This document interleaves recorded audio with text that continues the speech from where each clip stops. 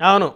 అది గుర్తుపెట్టుకోవాలా ఈ తెలుగుదేశం పార్టీ వాళ్ళు. రైట్. ఇప్పుడేదో జగన్మోహన్ రెడ్డి గారు 11 సీట్లతో సైలెంట్ గా ఉన్నారు అనుకుంటే వాళ్ళకే నష్టం. దాన్ని ఏముందండి, మళ్ళీ 5 సంవత్సరాల తర్వాత మారొచ్చు.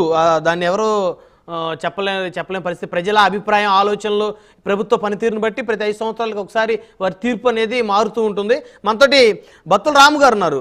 రాజోల్ నుంచి గతంలో తెలుగుదేశం పార్టీ నుంచి ఎమ్మెల్యేగా పోటీ చేస్తున్నారు, మాజీ ఇన్ఛార్జిగా ఉన్నారు, ప్రస్తుతం టీడీపీ నేత. రాము గారు, గుడ్ మార్నింగ్ అండి. Good morning sir. సో మొత్తానికి మంచిగా అధికారం వచ్చింది, ప్రజలు పరిపాలించమని మ్యాండేట్ ఇచ్చారు. పరిపాలించే ప్రక్రియలో కూటమి అధినేతలు భాగస్వాములయ్యారు. కానీ రాష్ట్రంలో మాత్రం ఒక పక్క హత్యలు, అత్యాచారాలు ఆగటం లేదు. సో దీన్ని ప్రభుత్వం కంట్రోల్ చేయలేకపోతుందనేది వైసీపీ బలంగా వాదిస్తూ ఉంది. వారి పార్టీ నాయకుల మీద, కార్యకర్తల మీద దమనకాండ జరుపుతూ ఉన్నారు. ఇది ఎంతవరకు కరెక్ట్ అని చెప్పేసి ప్రశ్నిస్తూ ఉన్నారు.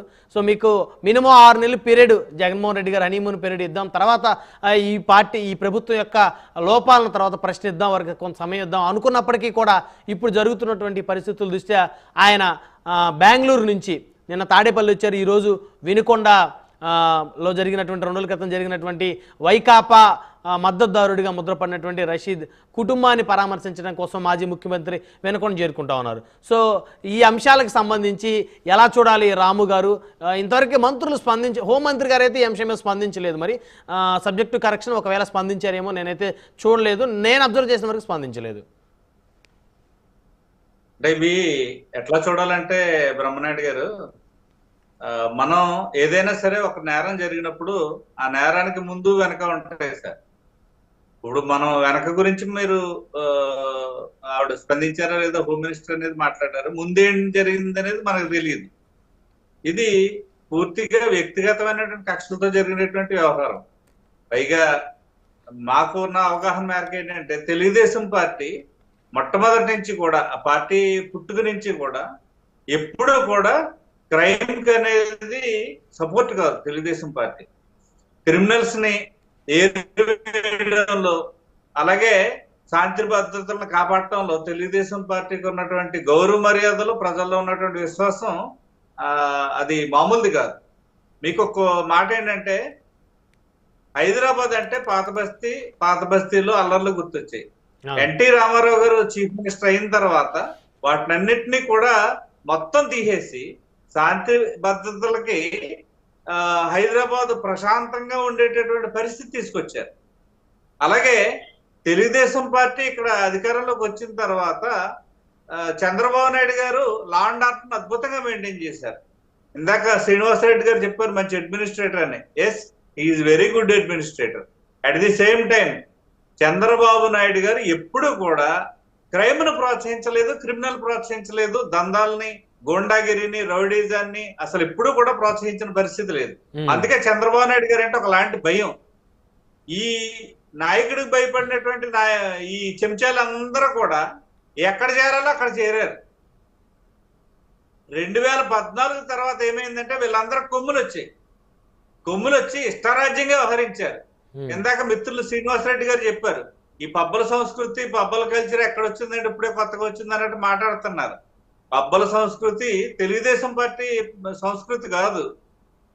సంక్రాంతిని అడ్డు పెట్టుకుని ఈయన ఉన్నాడు కదా, ఎవరో నాని గారు, కొడాల నాని గారా? అవునండి. ఆ నాని గారు ఏం చేశాడో గోవాని తీసుకొచ్చి ఇక్కడ పెట్టేశాడు. ఆయన గోవాలో కల్చర్ ఏదైతే ఉంటుందో ఆ కల్చర్ ని తీసుకొచ్చి ఈ సంక్రాంతి సంబరాల్లో పెట్టి కోట్ల రూపాయలు దండుకున్న పరిస్థితి మనందరం చూసాం. ప్రజలందరూ చీ అన్నారు. చీ అని రోజు అతన్ని ఎక్కడ పెట్టాలి అక్కడ పెట్టారు. ఎందుకంటే తెలుగుదేశం పార్టీ దీనికి ఎప్పుడు కూడా అనుకూలం కాదండి. తెలుగుదేశం పార్టీ వ్యతిరేకం. నిజంగా ఇప్పుడు జగన్ గారు జరిగిన దాని మీద ఆ బాధిత కుటుంబాన్ని పరామర్శించాలని రావడం ఓకే, సంతోషం. ఎవరైనా సరే బాధితుడు ఉన్నప్పుడు వెళ్ళి పలకరించడం అనేది అవసరం. తెలుగుదేశం పార్టీ ఇందాక అత్యాచారం జరిగింది, 6 నెలల పసిగందు మీద అత్యాచారం జరిగింది. హోమ్ మినిస్టర్ వెళ్ళి పరామర్శ చేసి వాళ్ళకి 5 లక్షల రూపాయలు నష్టపరిహారాన్ని ఇచ్చారు.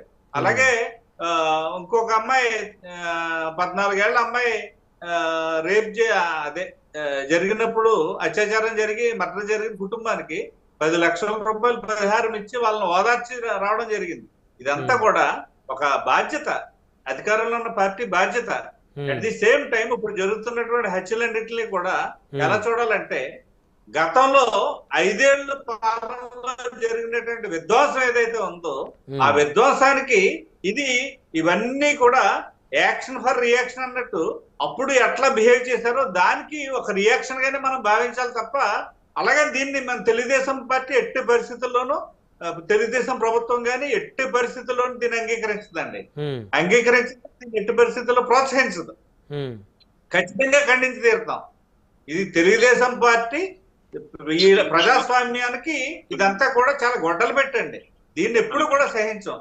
At the same time Brahmanayudu garu మీకు మాట చెప్పాలి, ఇప్పుడు చంద్రబాబు నాయుడు గారి ఆలోచన మొత్తం కూడా ఈ రాష్ట్రాన్ని ఎలా అభివృద్ధి చేయాలి, పెట్టుబడులను ఎలా ఆకర్షించాలి, ఈ రాష్ట్రాన్ని ఈ దేశంలోనే కాదు ప్రపంచంలోనే ఉత్తమోత్తమైనటువంటి రాష్ట్రంగా ఎలా తీర్చిదిద్దాలనే ఆలోచనతో ముందుకెళ్తా ఉన్నారు. ఆ క్రమంలో ఈ రాష్ట్రంలో శాంతి భద్రతలు అనేవి చాలా అవసరం. శాంతి భద్రతలు లేకపోతే ఈ రాష్ట్రానికి పెట్టుబడులు రావడం కష్టమైపోతుంది. ఆ విషయం చిన్న విషయం చంద్రబాబు నాయుడు గారు తెలియంది కాదు. చంద్రబాబు నాయుడు గారు కానీ, వాళ్ళ చంద్రబాబు నాయుడు గారు కింద ఉన్నటువంటి మంత్రివర్గం కానీ, పవన్ కళ్యాణ్ గారు కానీ ఎవరు కూడా దాన్ని ప్రోత్సహించే పరిస్థితి లేదు. బ్రహ్మనాయుడు గారు మీరు గమనించే ఉంటారు, పవన్ కళ్యాణ్ గారు అంతకుముందు మాట్లాడేటప్పుడు పబ్లిక్ స్పీచ్ లో కొంత స్పీడ్ గా మాట్లాడినటువంటి సందర్భాలు ఉన్నాయి. కానీ ఒక్కసారి ఆయన డిప్యూటీ చీఫ్ మినిస్టర్ అయిన తర్వాత ఆయన మాటల్లో ఎంత గొప్ప పరిణితి, ఎంత గొప్ప సంస్కారవంతంగా, ఎంత సంయమనంతో మాట్లాడుతున్నారంటే, కార్యకర్తల్ని, ప్రజలందరినీ కూడా ఆయన ఎట్టి పరిస్థితుల్లో ఇలాంటి వాటికి వెళ్ళొద్దు, ప్రశాంతంగా శాంతియుతంగానే మనం వెళ్ళాలి, ఏదన్నా అన్యాయం జరిగితే దాన్ని చట్టబద్ధంగా ఎదుర్కొందాం, మనం చట్టాన్ని ఆశ్రయించి చట్టబద్ధంగా ఎదుర్కొందాం తప్ప మనం దౌర్జన్యాలకు వెళ్ళకూడదు అనేది ఈవేళ చంద్రబాబు నాయుడు గారు కానీ, పవన్ కళ్యాణ్ గారు కానీ, ఎన్డీఏ కూటమి నాయకులందరూ కూడా విశ్వసిస్తా ఉన్నారు. పెట్టుబడులు రావాలి, ఈ రాష్ట్రాన్ని ముందుకు తీసుకెళ్లాలి. అదే తెలుగుదేశం పార్టీ యొక్క ఆలోచన. ఎట్టి పరిస్థితుల్లో ఎట్లాంటి సహించేది లేదు. అది ఎప్పుడు ఎవరి మీద జరిగినా, ఏ పార్టీ వాళ్ళ మీద, దీనికి పార్టీ రంగు పొలమాల్సినటువంటి అవసరం లేదు. శ్రీనివాసరెడ్డి గారు, ఇది ప్యూర్ గా అది వ్యక్తిగతమైన కక్షలతో జరిగినటువంటిది. అతను ఏ పార్టీ కార్యకర్త అనేది ఇక్కడ ఇష్యూ కాదు. ముందేం జరిగింది అనేది మనం ఆలోచించాలి. అది ఎప్పుడైతే ఇన్వెస్టిగేషన్ లో. సో ఏది ఏమైనప్పటికీ కూడా రాము గారు, ముందేం జరిగిందా తర్వాత ఏం జరిగిందా పక్కన పెడితే, ఒక వ్యక్తిని నడి రోడ్డు మీద నరికేటువంటి ఆ ధైర్యం ఎక్కడిది? ఎవరిని చూసుకొని? భయం లేదా, భక్తి లేదా, ఏం లేదు. ఇది అదే చెప్తున్నాను సార్, ఇంత ముందు ఏదో జరిగిపోయింది. ఇంత ముందు తెలుగుదేశం పార్టీ కార్యాలయం మీద దాడి చేసి అద్దాల బద్దలు కొట్టి భయభ్రాంతులు క్రియేట్ చేసినటువంటి పరిస్థితులు మనం చూస్తాం. అప్పుడు ఎప్పుడు కూడా ఈయన స్పందించలేదు జగన్ గారు. ఎంతో మంది నాయకుల మీద హత్యలు జరిగాయి. తెలుగుదేశం పార్టీ నాయకులు 100 మందిని చంపేశారు. అప్పుడెప్పుడు కూడా ఆయన పరామర్శలకి వెళ్ళలేదు, ఆయన అట్లా ఖండించడం లేదు. ఈవేళ ఈ హత్య ఏదో జరిగితే దాన్ని హత్యను మేము ఎట్టి పరిస్థితుల్లో ప్రోత్సహించాం. తప్పు తప్పే, ఎవరు చేసినా తప్పే. ఖచ్చితంగా అతని మీద చట్టబద్ధంగా కఠిన చర్యలు తీసుకుంటారు, అందులో సమస్య లేదు. కానీ దానికి పార్టీ రంగు పొలమాల్సినటువంటి అవసరం లేదు. అతను ఎవరికి ఆ నాయకుడైతే అనుయాయుడైతే అయి ఉండొచ్చు, అయినంత మాత్రాన చేసిన అతను అనుయాయుడిగా ఉన్నోళ్ళే. నేను చెప్పేది ఏంటంటే, వైసీపీ నాయకులు చాలా మంది చట్టాన్ని తమ చేతుల్లో తీసుకుని అధికారంలో ఉన్నంతసేపు ఇష్టారాజ్యంగా దౌర్జన్యాలకి దిగారు ఈ రాష్ట్రంలో. ప్రజలందరూ కూడా దాన్ని తీవ్రంగా అసహించుకున్న పరిస్థితి. అందుకే వాళ్ళకి 11 సీట్లుగా పరిమితం చేశారు ఇవాళ. మరి ఇప్పుడు కూటమి నేతలు కూడా వారు గతంలో ఏదైతే వ్యవహరించిన తీరుందో అలాగే వ్యవహరిస్తే మరి 2029 పరిస్థితి ఇప్పుడు వారికి ఏదైతే ఫలితం వచ్చిందో మీకు అదే వచ్చింది. ఎట్టి పరిస్థితుల్లో కూటమి ప్రభుత్వం దానికి అనుకూలంగా వెళ్ళదు సార్. వాళ్ళని ఫాలో అయ్యే పరిస్థితిలో మేము లేము.